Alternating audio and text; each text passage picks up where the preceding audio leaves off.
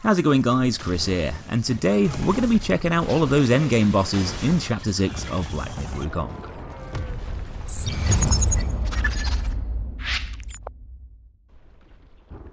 So the final chapter takes us to Mount Huaguo, the birthplace of some Wukong, which just so happens to be overrun by celestial warriors and giant beasts. But before you can wander off to explore what the land has to offer, which isn't very much aside from a bunch of other bosses, you'll first need to settle the score with an old foe. The Supreme Inspector's back for his rematch, and he's not going to let you go any further without a fight. Now, as you might have had a brief glimpse of back in Chapter 4, this guy certainly isn't a pushover, throwing you straight into the deep end and setting the pace for some of the other challenges that lie ahead. The Supreme Inspector's an awkward bugger of a boss who can zip around the arena really quickly, allowing him to attack unexpectedly and retreat from the battle to avoid taking too much damage. Though the first part of this fight all seems relatively simple, with you mainly having to avoid wing jabs, gliding strikes, and feather projectiles, with the occasional rock-solid styled counter-attack to break your flow of combat. But it won't be too long before the big hand eagle's going to start flexing his muscles, utilising those godly powers by incorporating them with his attacks. None of this is made easier with him constantly moving around and repositioning, meaning you'll need to endure some fairly lengthy combos before having a window to dish out some damage yourself. But the real test begins in the second part of the fight, when the Supreme Inspector pulls out his unicycle of death, making an already slippery opponent even more so, plus giving him new ways to strike at rapid speeds. Combos are long-winded, and you won't have quite as many opportunities to land hits, because he won't stop whizzing around on his little bloody wheel. Though eventually you'll enter the final stage of the battle, where you'll be surrounded by a wall of red flames.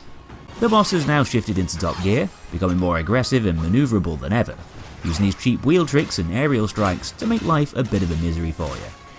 Just got to endure it for a bit longer, trying to land hits whenever you can, and once you've whooped his celestial butt, you'll be picked up by the Supreme Inspector, climb up to snap his wrist, and then be saved by a magical cloud, left to explore the vast nothingness of the region.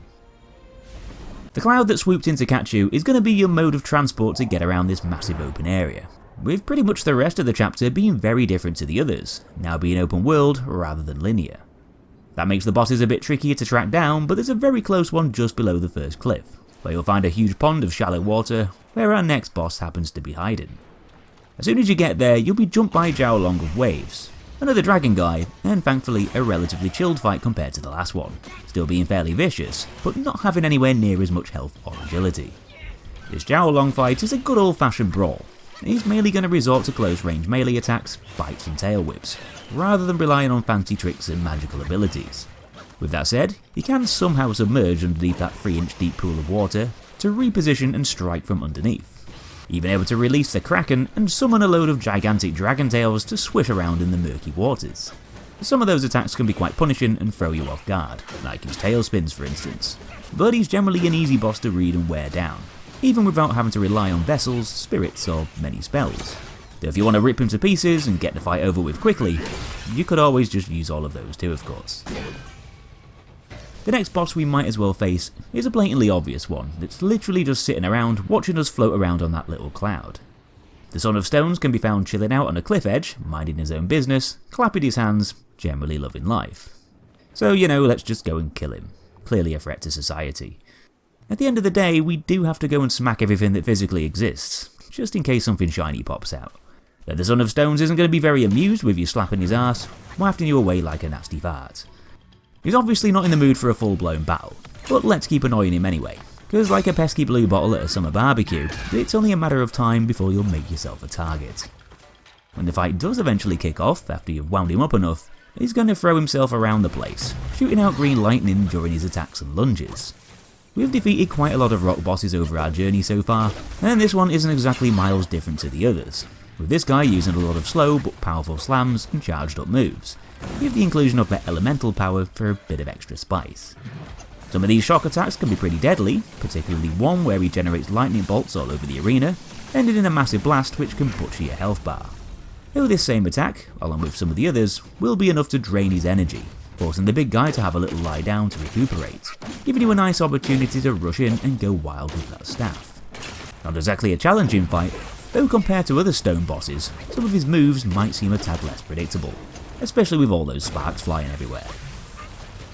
While we're on the subject of rock monsters, there's actually another 4 of them scattered around the region, all posing as part of the scenery up until their cover's blown. These are the Poison Chiefs, and one of them can be found near the lake where you took on the dragon dude, higher up on the left hand side next to another small pond on a field. These guys kind of act like poison variants of the Flint Chief back in chapter 5, only with totally different attack patterns, having much more space to move around here, allowing them to jump around and slam down on you from above. Many of the Poison Chief's moves, unsurprisingly, inflict toxic damage, having a load of deadly green pods growing out of their arms and bodies, which can be flung off with their attacks to release harmful spores in the air. This gives the boss more ways to hit you, using a lot of typical arm bashes, body slams and charges that rock wires are known for, but now with the added peril of those toxic bombs bursting all over the premises, widening the Poison Chief's attack range while making the area much more hazardous. That poison can quickly chew away at your health if you're not careful, though these guys aren't really all that menacing overall, sort of acting like mini-bosses that choose to fight you if you're passing by. I'm not going to spend all day telling you the exact whereabouts of everyone, as there's plenty of other maps and location guides on Google for that kind of stuff, though I will at least steer you in the general direction. And one of them is pretty close to the Supreme Inspector fight, on the right side of the mountain where you should see another clearing in the distance.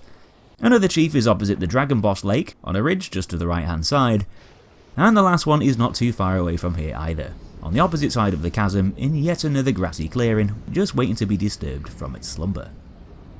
Our first big boss in the foothills, and one that follows the main quest line, can be found in a huge dusty clearing on the right hand side of the region. Just look for the lightning storm to point you the right way. As you arrive to the scene, you'll notice that there's been a bit of a clash here, with the dust field littered with corpses of celestial soldiers, as fiery puddles flare up from a recent battle. It won't be long till our next boss shows up, with that being the gold armoured Rhino, and if the name doesn't give it away, this thing is going to be pretty awkward to deal damage towards. As you'd probably expect from a big Rhino, a lot of its attacks consist of charges and rams, with that massive horn being supercharged with electricity, lighting you up if you take enough hits. Whacking the boss from the front and sides is practically useless, with that thick golden hide protecting it from incoming damage, with its rump pretty much being the only thing that's unprotected, though giving that a good smack is still barely going to do anything either, giving the Rhino a bit of a tickle, and making you question how much time is going to be used up to finally put this thing to rest. This boss is fast, agile and fairly aggressive, but thankfully that spark-spitting horn is actually its biggest weakness, as if you charge up a heavy attack and smash down on its head, you'll cause its horn to explode, temporarily removing that impenetrable armour, opening it up to your staff combos and spells, thus making the fight a hell of a lot more bearable. Of course, it can regrow that horn in a shower of deadly lightning, forcing you to do the same trick again to put it in a vulnerable state. Immobilize can be useful to help keep the Rhino still while you're trying to do this, and it's best to dish out as much pain as possible before it regains that protection. Moving on from the fiery fields of that Rhino battle and onwards to another boss just around the corner. If you've seen my guides for the other chapters, you'll probably have noticed by now that each one's got its own specific frog boss, all of which utilise their own elemental abilities, which are channeled into their attacks and movesets. This is the last one we'll be facing, and it's arguably the toughest of the lot, found perched on a rock near another dusty clearing, waiting to take us on. Along with a bunch of celestial soldiers too, which decided to randomly spawn in on my playthrough. Not sure if that was meant to happen, but they didn't like the big frog either. This is Lang-Baw-Baw, which is essentially the rock variant, which uses a lot of destructive ground manipulation attacks, hitting you with debris that shoots up from the floor. This guy's main party trick though is its ability to encase itself in a rock-solid style coating, nullifying pretty much all of your attacks, meaning you can't actually deal any damage during this transformation. For this reason, you'll be spending large parts of this battle running around like a headless chicken, trying to avoid everything that Lang-Baw-Baw throws at you, which can be easier said than done with them bouncing around all over the place, using attacks that can be quite tricky to dodge. It almost seems a bit unfair at times, and this stone ability easily makes him the most annoying frog boss of the lot. But as soon as you notice him turn red, it's time to charge in and give him hell, as that protection's worn off, temporarily being open to taking damage. About bloody time. This pretty much forms the basis of the entire fight, being more of an endurance test at times rather than a fair battle. Though you'll get a lot of satisfaction in battering this guy whenever you're allowed to, especially when you finally put him down for good.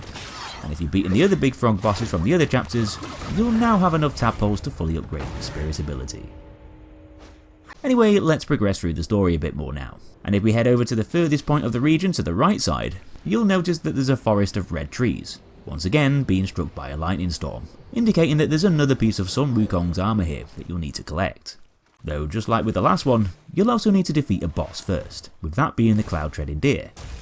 This thing doesn't exactly look like something that would give you too much trouble, but you really shouldn't underestimate its strength, having a lot of unique abilities to throw at you, also being a pretty fast moving target to track down on the battlefield.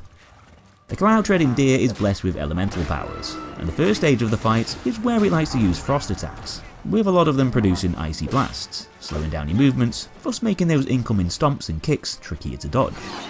But easily the Deer's most dangerous trick is one where it generates loads of whirlwinds that whip up from the frost covered floor, practically covering the entire arena. Not only do you have to dodge all of the Deer's normal frost attacks, but you'll also have those twisters to contend with as well, which dish out surprisingly high amounts of damage quickly, and can randomly pop up from pretty much anywhere at any time. But once you've survived all of that hazardous wind and finished off the last bit of that first health bar, things are going to go very grim very quickly, with the nice happy frost deer practically turning into a blood-soaked zombie, bleeding poison all over the area, rapidly putting you into a toxified state. Rudolph the Undead Reindeer is going to use a lot of the same sort of moves against you, but slightly tweaked to suit its nastier form, now firing blobs of gore at you over distance instead of snowballs, while causing blood pools to form on the floor instead of ice. All that poison build-up might cause you some issues, with it constantly eroding away at your health, but at least you won't have to deal with any of those dreaded whirlwinds anymore, and beating the boss's second phase will grant you access to another armor piece, after Subadjier just casually pops the deer like a bloody balloon. You might have noticed a gigantic beetle jumping around the mountain, and of course, that beetle just so happens to be the source of another armor piece. But you're not going to have to best the creature in a big fight, you'll instead have to complete an endurance test, which is basically the Black Myth Wukong equivalent to a rodeo bull. Your main mission is to ride the beetle without falling off, basically done by having loads of stamina and fire resistance. The Feng-Tail General leaps across the map from left to right, landing in set places, and if you try to mount the boss at the end of its jumping run, or fail by not having high enough stats, then you'll be kicked off and probably receive a buttload of fall damage in the process. Not good. For this reason, you'll need to start riding the beetle near to where it hops back into the map to initiate a new run. You'll also need to have a lot of stamina to pass the first test, completing 3 successful jumps by holding onto the General's antennas. So if you don't have very much stamina, then you're probably going to need to boost it by reallocating sparks or by using medicine beforehand. The next test is one that directly impacts your health bar, where you need to hold on again, let the creature's antennas burn the crap out of your hands, and basically just not die. To avoid being incinerated in the process, you're probably best using some body cooling powder or activating the fireproof mantle vessel, allowing you to survive the heat long enough and take the Feng-Tail General's flaming antennas for yourself, which will be magically transformed into a new wearable headpiece. So as you've been gliding around the place on that cloud, you might have come across a golden tree full of fireflies, found just a bit further into the valley from where you took on the Son of Stones. And if you've beaten the Rhino, the Deer and the Big Beetle, then this is going to be your next destination for continuing the story. You'll be able to find Subadjier here, playing around with a little Mantis bug, but he's going to regret doing that, being something that really shouldn't be messed around with, diving into Zoo's mouth not long after, and making its way down into his stomach. It's your job to transform into a cicada and chase the little Mantis dude down, where you'll be able to find it stabbing the crap out of Zoo from the inside, using those scythe-like arms. The Emerald Arm Mantis has got some serious anger management issues, and it's going to be just as vicious towards you too, lashing out with rapid slashing attacks and stabs, complemented by those wings for extra agility, allowing it to cover longer distances and flutter around in the air. Though the fight doesn't really begin until you whittle away about a third of its health, where the boss enters a frenzied state, becoming much more relentless, now having a load of brutal new moves to watch out for, along with heightened speed and aggression. Getting hit by the bug's thrashing dagger arms can wipe away massive chunks of health. Not exactly a great thing with it throwing loads of attacks at you constantly, giving you little room to fight back, while it dives around chaining together devastating combos. For a tiny little Mantis, this thing sure knows how to wreak havoc, but thankfully its health pool isn't the beefiest, and despite being awkward to hit, some of your spells like Cloud Step and Immobilize can really help to give you some breathing room in between those violent flurries. Not too far away from where you defeated the Mantis, and yet again saved Subadjier's life, you'll find a swampy area where wooden hippos like to chill out in the shallow pools. But wandering further down to the end of the valley will lead you to a small lake, where you'll find another one of these hippos, creating ripples underneath the water. But you'll quickly realise that this guy's a lot bigger and nastier than the others, being a supersized boss variant with its own unique moves and attacks. He goes on a bit of a rampage as soon as you disturb the creature, with the Waterwood Beast being another big wrecking ball that likes to throw its body weight around. Though aside from all the typical charging and slamming attacks, it can also use that pond to its advantage too, summoning hazardous bubble pools which deal damage and disrupt your movement, also being able to somehow submerge itself under the water too, allowing it to reposition and conduct a series of sneaky pounce attacks, forcing you to stay vigilant and keep a close eye on those splashes. The more time the big hippo spends underwater, the less time you'll have to deal damage, so it's best to chase the boss down and rip into that health bar as much as you can while it's dashing around on the surface. Not the easiest thing to do, with the waterwood beast being surprisingly nimble, but of course, that good old immobilize spell is always going to be there to halt the creature in its tracks. Plus, with it also being prone to staggering after focus strikes, this should give you more than enough opportunities to get the job done. It's time to meet the biggest boss you'll have faced so far in Black Myth Wukong, but to do so, you'll need to collect a few secret items from the previous chapters first. And if we go right the way back to where we started in the Forest of Wolves, just beyond the Front Hill Shrine, you'll find a Buddha head shaped rock at the foot of a nearby river, just opposite where you took on the first bull guard, and interacting with it will give you the Scander of Form. If you defeated the secret boss Shigandang in chapter 2, then you'll have already obtained the next item, the Scander of Feeling, and if you haven't beaten him yet, then this will be your next step to do. The hidden item in chapter 3 is a little bit more obscure than the others, as you'll need to go to the Mindfulness Cliff Shrine, and drop down a ledge to another area below, following that around along a series of enemy-ridden pathways and tunnels, to eventually reach another interactable Buddha head, which grants you the Scander of Thought, along with the mysterious baboon guy who runs away. There's also one more to find after this, and that's going to be in chapter 4 beyond the Purifying Spring. Before heading up the large slope on the right, the Scander of Feeling can be acquired by deviating left instead, where we'll find another stone Buddha head, along with that baboon guy. Now we've got all the ingredients to summon one of the largest bosses in the game, with that being Giant Shigandang, who can be found by passing through the area where we took on the Son of Stones, and following the narrow passageway all the way to the end, which eventually leads to a massive wide open clearing. Just a quick pointer upon reaching this area, make sure that you're not floating around on that somersault cloud, because as soon as the boss is awoken, he's going to let out a huge roar that's going to knock you off it. Not a very good start. Despite being the most imposing boss you'll have faced so far, Giant Shigandang isn't actually as threatening as he first might seem, with this guy using some really old school boss mechanics. You know, the kind of thing that we saw back on the PS1. You can't wander around the arena, pretty much being lodged in the ground from a fixed position, and all you've really got to do is just avoid being flattened by those giant swishing arms, easily done by keeping your distance from the oversized boss, while jumping over any shockwaves emitted by its slams. Every now and then, the big boss is going to rest for a short while, leaving his arms planted in the ground, giving you a nice opening to charge forwards and destroy the blue crystal clusters that have formed on his hands. Smashing the crystals will tear huge chunks from Shigandang's health bar, though he's not going to let you wipe it all away in one go of course, rising up again to hit you with another batch of slow moving attacks. That's pretty much all there is to it in this one. Just wait for him to punch the ground, and give those weak spots a good slapping whenever he's taking a break. Just be careful at the end of the fight for the boss throwing a bit of a tantrum, attempting to take you down with him by relentlessly pounding the floor, generating loads of high damage blasts quickly to undo all of the work.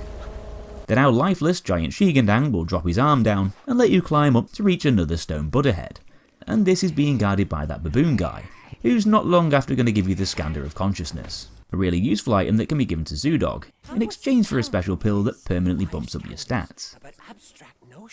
Instead of running off to fight the endgame boss in a mad hurry, you might want to go somewhere else first to trigger the game's secret ending.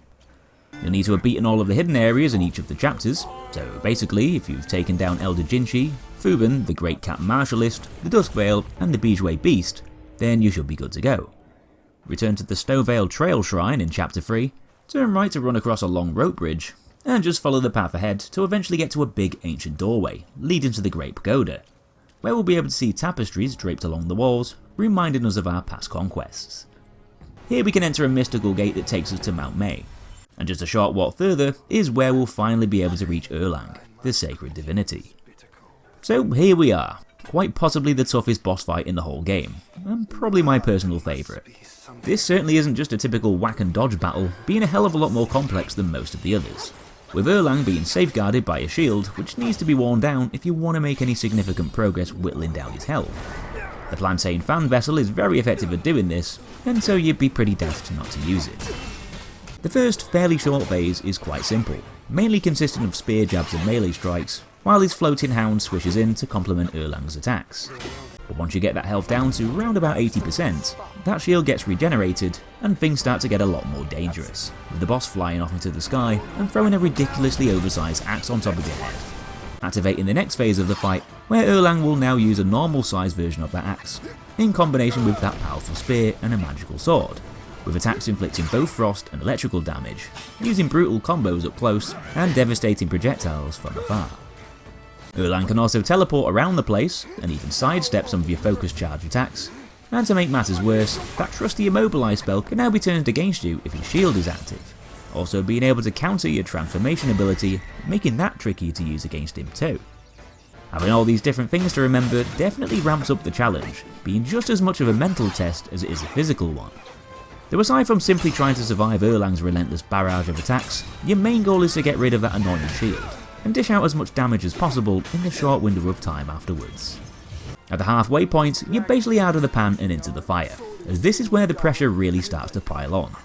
Erlang floats up into the sky again, duplicates himself, zaps you with loads of lasers from different angles, which eventually leads to a truly diabolical move where he shoots out a hailstorm of projectiles, ending with one final beam that can blast you into oblivion. A new series of attacks that he can actually use at random points in the fight. He'll throw everything he's got at you now, using all his celestial weapons and powers to make the rest of the battle very hectic, forcing you to memorise attack patterns while constantly dealing with that dreaded shield. The fan vessel is the key tool that can turn the tides into your favour.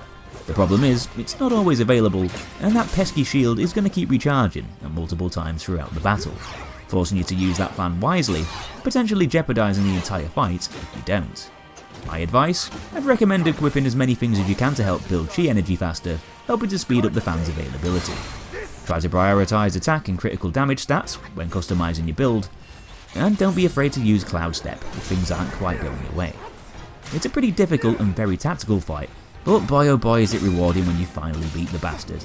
All of that pain is worth it just for the big dopamine hit at the end. So the bad news is, Erlang still technically hasn't been defeated yet. The good news is, he's not going to pose anywhere near as much of a problem from this point on. You'll both transform into gigantic creatures, with you being the stone monkey and Erlang transforming into a big chunky lion monster, kicking off an epic kaiju battle which is probably the most cinematic sequence in the whole game. Before you can deal with Erlang, you'll first need to take on the 4 heavenly kings that come to assist him, each having different attacks and powers, but all sharing the same beefy health pool. In that giant monkey form, you basically just gotta keep beating them up while strafing around to avoid getting hit by their melee weapons and special moves, with the 4 bosses taking turns to face you, often combining their powers to give each other a helping hand.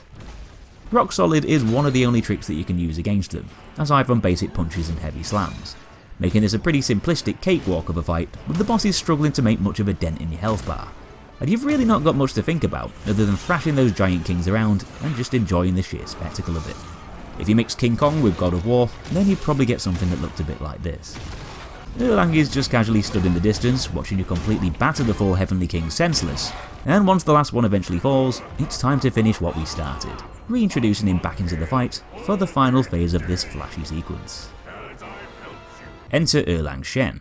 This section is essentially a continuation of the last fight, only now putting you up against a single opponent, with Erlang being stronger than the 4 heavenly kings, giving you slightly more of a challenge. You've basically got to do all the same sort of stuff from the last round, though getting hit this time is going to have a much bigger impact on your health.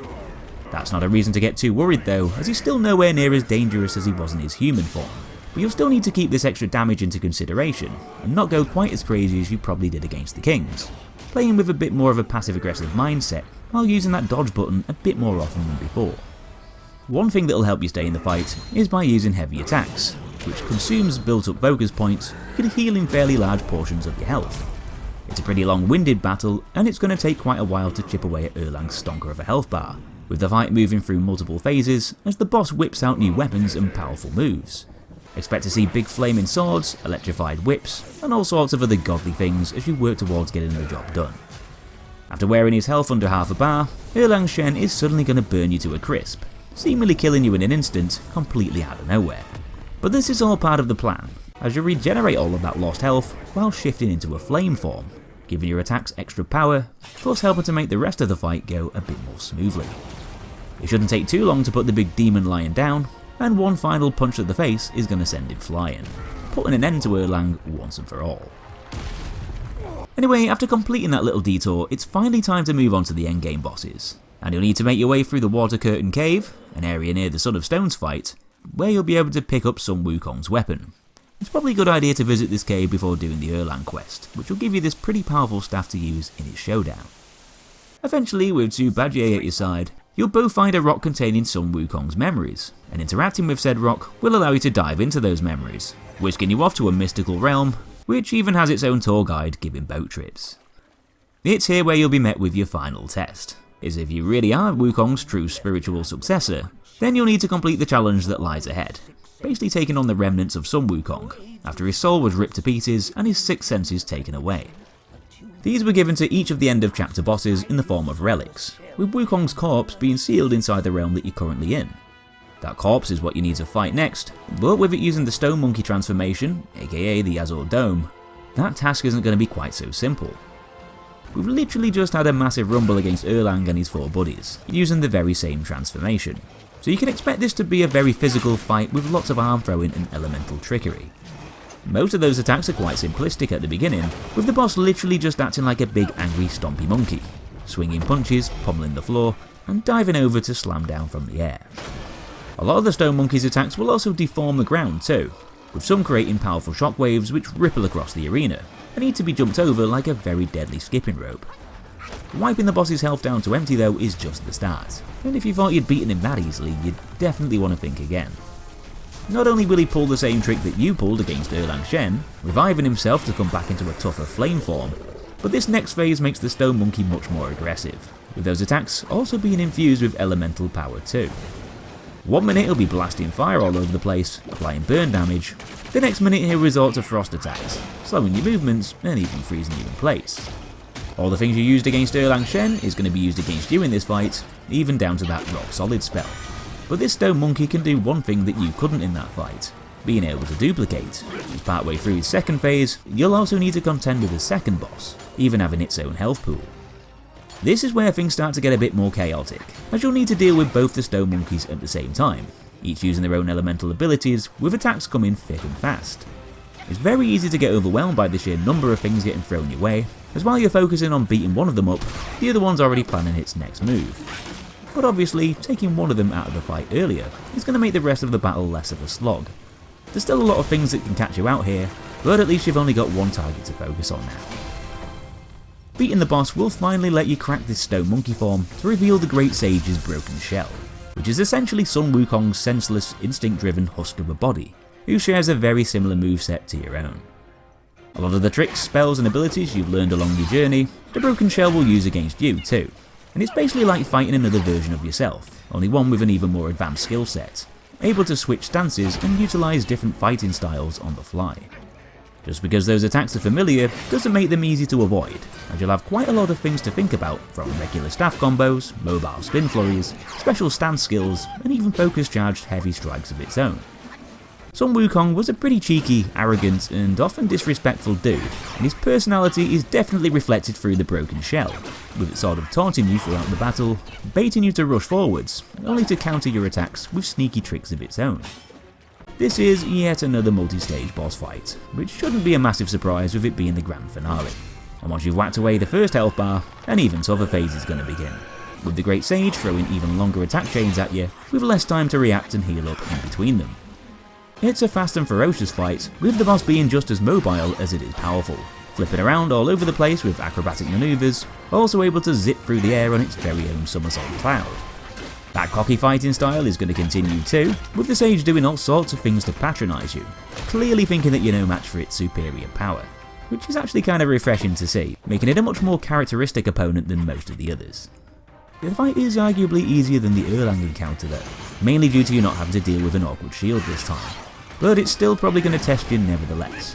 And once you've defeated the Great Sage's broken shell, you can give yourself a big pat on the back, maybe crack open a cold one, and feel pretty good about completing the somewhat challenging game that is Black Myth Wukong. So that's pretty much it for this one, but if you haven't already seen my boss guides for the other chapters, feel free to check those out in the playlist on the left. And if you enjoyed this video, let me know it by giving it a thumbs up. Thanks for watching guys, have a good day, and I'll be seeing you in the next one.